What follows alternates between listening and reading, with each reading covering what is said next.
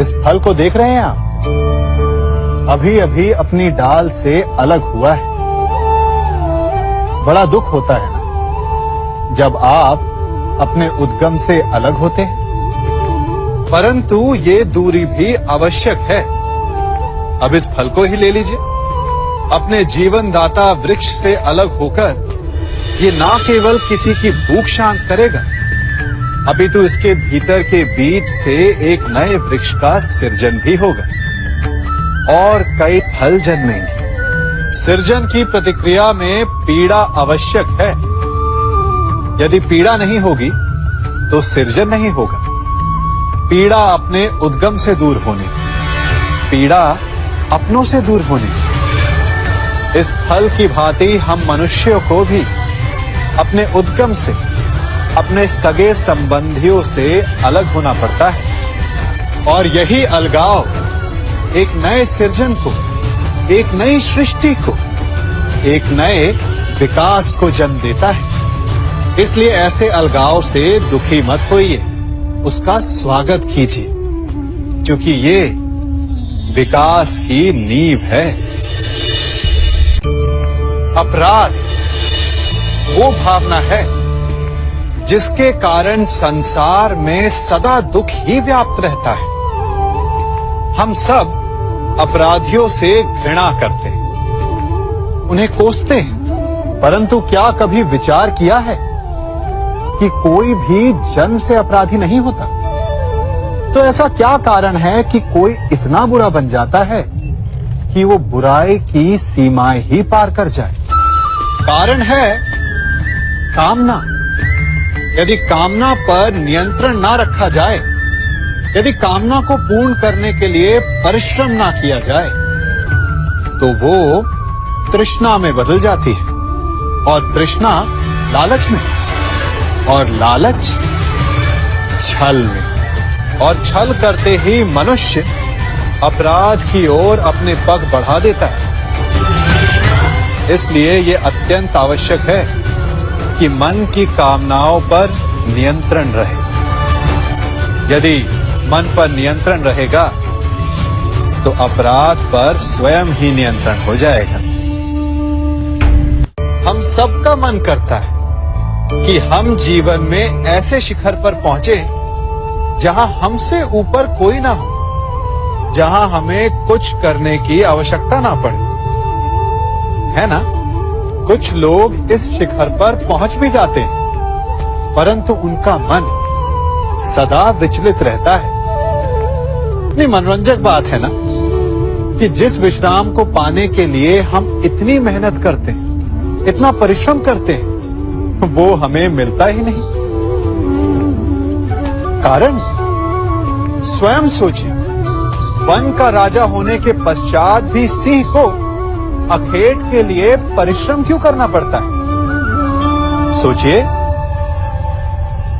मैं बताता हूं, क्योंकि राजा होने का अर्थ ये नहीं कि वो सदा सोता रहे और मृग स्वयं उसके समक्ष आकर कहेगा कि आइए महाराज, मुझे खाकर अपनी भूख मिटाइए। तो समझ लीजिए, कार्य आपके परिश्रम से संपन्न होते हैं, केवल कामना से नहीं। यदि आप नीचे हैं तो सदा स्मरण रखें कि आपका परिश्रम ही आपको ऊंचाइयों पर ले जाएगा, और यदि आप ऊंचाई पर हैं तो वहां पर भी रहने के लिए आपको निरंतर परिश्रम करते रहना होगा। अर्थात परिश्रम से मुक्ति नहीं है, क्योंकि परिश्रम ही जीवन है। सबसे अधिक महत्वपूर्ण क्या है? जीवन, या जो जीवन में पाया, यात्रा, या यात्रा पूर्ण करने के बाद पाया गया लक्ष्य, कर्म या उसके फल? बहुत ही महत्वपूर्ण परंतु विकट प्रश्न है ना? परंतु तनिक धीरज से सोचेंगे तो इसका उत्तर अधिक कठिन नहीं है। यदि जीवन यात्रा है तो उसका लक्ष्य क्या होना चाहिए? स्वयं सोचिए। मान, संतान, धन, नहीं ना। अंतिम लक्ष्य है परम आनंद, और ये अचानक से नहीं मिलता। इसे पाने का केवल एक ही उपाय, और वही आपका कर्म, वही आपकी यात्रा भी, और वही आपका प्रारब्ध भी है। और आपको कौन बताता है कि आपके लिए सही क्या है? वो है आपका मन, जो मस्तिष्क की भांति हानि और लाभ नहीं सोचता, जो आपको ये बताता है कि शुभ किसमें, संसार का कल्याण किसमें, आनंद किसमें। यदि आपका मन संयमित है तो वो आपका सबसे महत्वपूर्ण मार्गदर्शक है, जो आपकी यात्रा, आपका लक्ष्य, आपके कर्म और उसके फलों को सबको शुभ बना सकता है।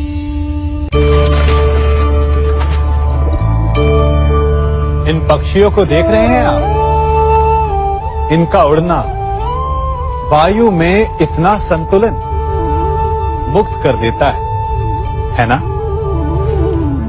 इन्हें उड़ते देख आपके मन में भी इच्छा होती होगी कि इन्हीं की भांति आप भी स्वतंत्रता से उड़ पाएं। ईर्ष्या होती है ना, जब आप इन्हें खुले आकाश में ऐसे विचरण करते देखते हैं। पर कभी सोचा है इस उड़ान को, इस स्वतंत्रता को पाने के लिए कितना परिश्रम, कितना अभ्यास किया होगा इन्होंने?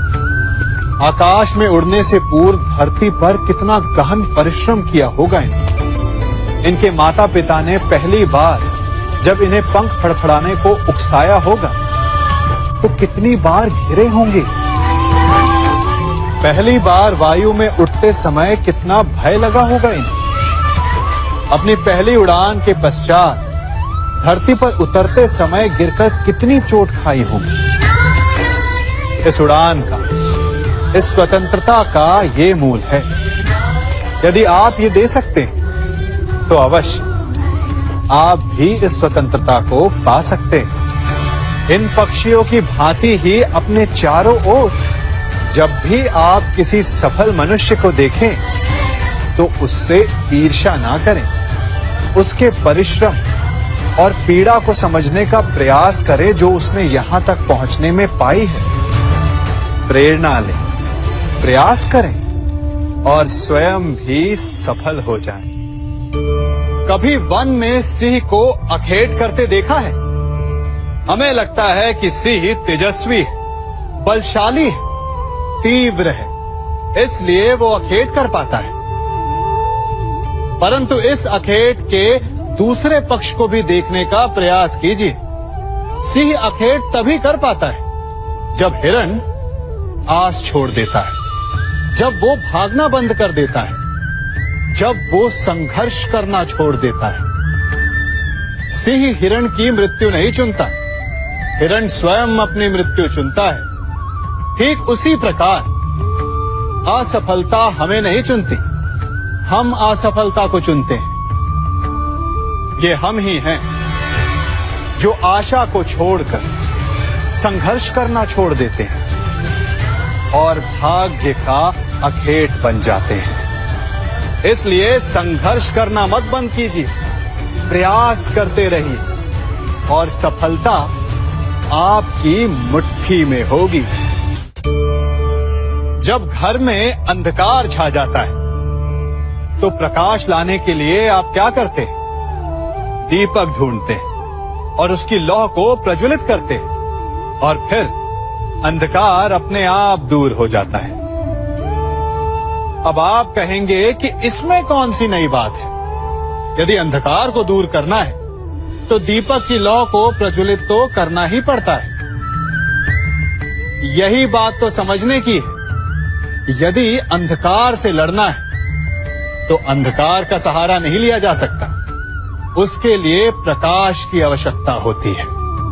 घृणा का अंत करना है तो उसे घृणा से अंत नहीं किया जा सकता, उसे प्रेम की आवश्यकता होती है। शत्रुता का अंत शत्रुता से नहीं किया जा सकता, उसे क्षमा की आवश्यकता होती है। यदि आपको नकारात्मक ऊर्जाओं से लड़ना है तो स्वयं को सकारात्मक बनाना होगा और तभी आपके जीवन में वास्तविक आनंद आ सकेगा।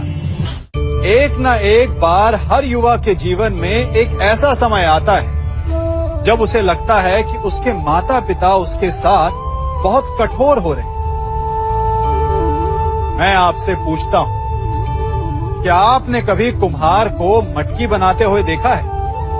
वो गीली माटी से मटके को चाक पर आकार देता है और वास्तविक आकार वो मटकी को तब देता है जब वो लकड़ी के संभल से मटके को बाहर से पीटता है। हम सभी उस कुम्हार को मटके को पीटते हुए देखते हैं, परंतु उस कुम्हार के उस हाथ को नहीं देखते जो मटके को भीतर से बाहर की मार से सहारा दे रहा है।